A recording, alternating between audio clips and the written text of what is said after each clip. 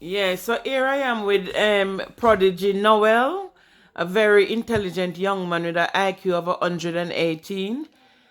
He's into languages and he's studying a variety of different languages. And I just want Noel to tell me a bit more because recently he's been exploring a variety of different topics and you hit on Christianity. I have studied a bit of Christianity. Yes. Yeah. Yeah. And basically what did you discover? Well, I came across a man named Richard Dawkins. He talks about evolution mostly. He's had a debate with George Carlin, and I believe he was dominant in that. Um, he will go on to say, you know how there's a cord in everyone's neck from the fish all the way up to a giraffe, say, and he's saying it's not intelligent design, it's evolution because he could have done a better job designing.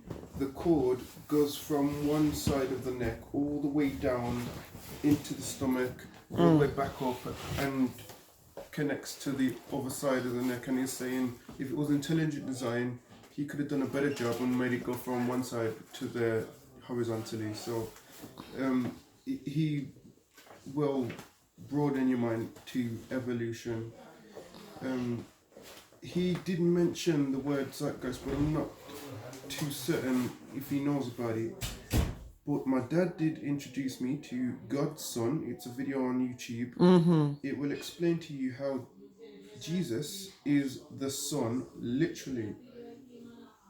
A bit of proof for that would be um, how they say he's coming with the clouds. Yeah. Well, you see the clouds and then you see the sun. Okay. You have heard his crown of thorns, sun rays. Yeah.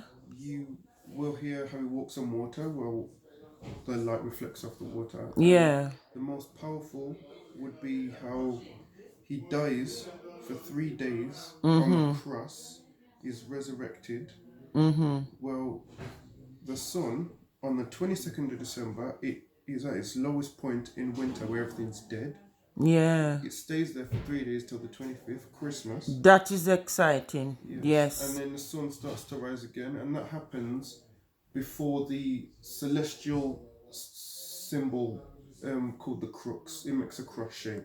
So he dies on the cross. Yeah. You see Orion's belt, and it points towards the brightest star, which points towards the birth of Jesus. The three kings follow the brightest star to get to Jesus. So Wow, that is awesome.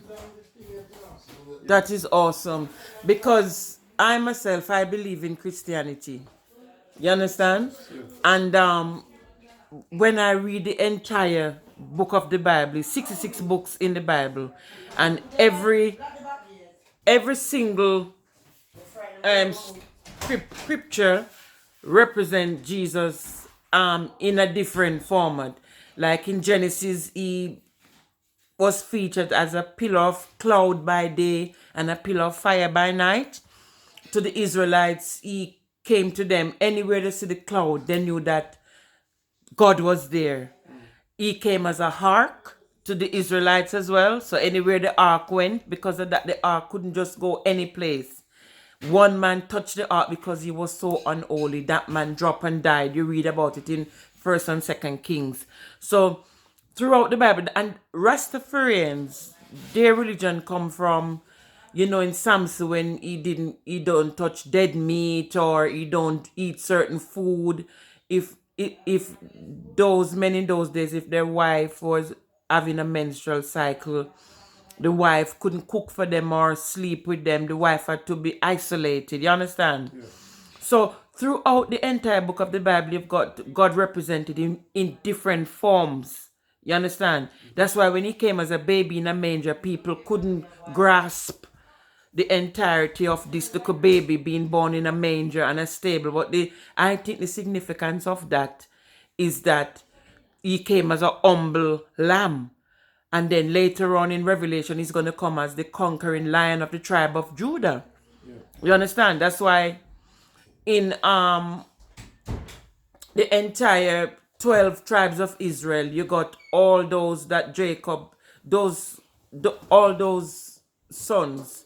They didn't mention daughter because Jacob did have a daughter named Dinah. But they talk about the 12 tribes of Israel, all men. So the significance of that, because in Revelation as well, you got the 12 gates, the 12, it's 12 gates, 12 apostles, 12. Yes, So yes. it's a significant number, 12 disciples and stuff like that. The number 12 is mentioned in that video. The source is Zeitgeist, and it's called God's Son. They will talk about it there as well. That is awesome. I think I need to have a look at that. Yeah.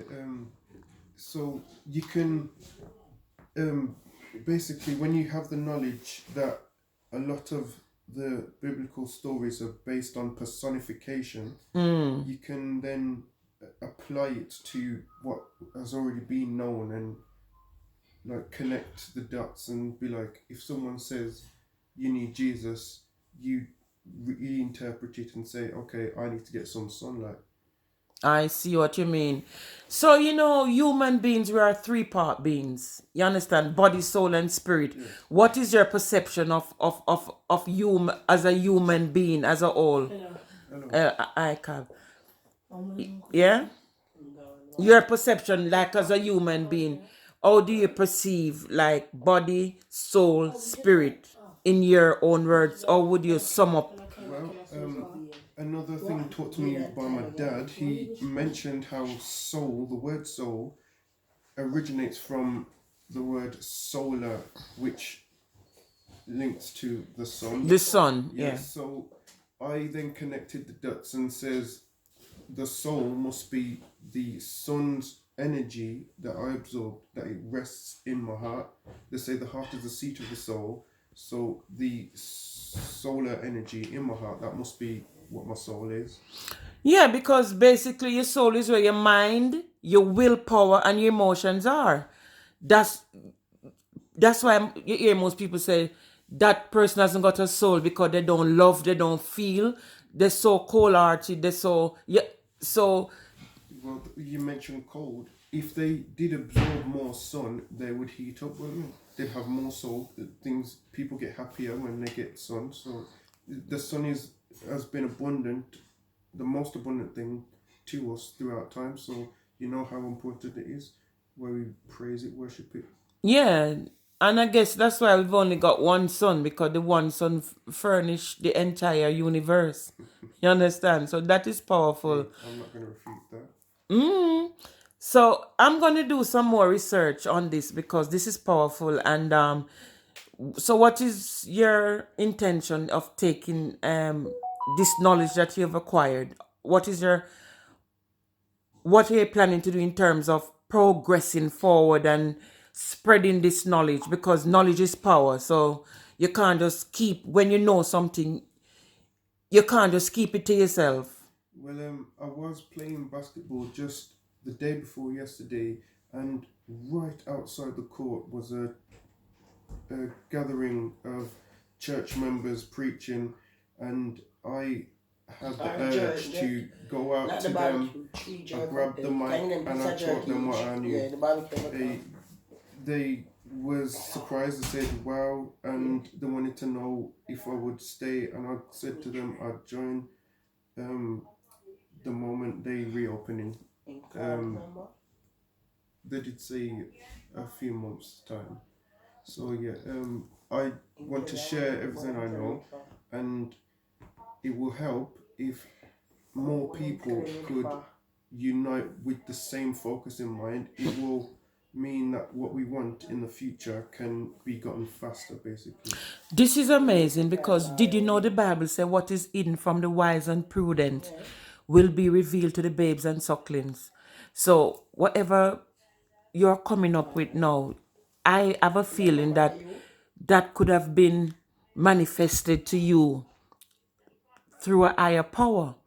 And I would urge you to sort of maximize your potential and bring forth all this knowledge and share it. Because if you have all this knowledge and you keep it to yourself, then it's not gonna do anything for you. But if you share it with somebody, then they'll look at it from a different point of view and said, wow, because you talking about the solar system and the sun and that, it's my awareness Yeah.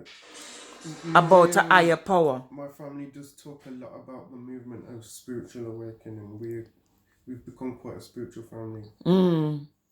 Yeah, I intend to make music like my brothers do, but I might put my own spin on it. But that it's a good way to get the message out that people will have it sink in and have it affect their lives. Well, Noel, it's a pleasure talking to you, and I really do admire your the way you express yourself and the way you explain things in depth, so I can understand how you what perspective you're putting on it. You understand what I'm saying? Very much. Yeah. Sorry, I do stutter a bit, but yeah. So well done, and I'm hoping to speak to you more about the spirituality, because that's a topic that I love to talk about. I applaud that. Yes. Yeah. All right. Thanks a lot, Noel. Cheers.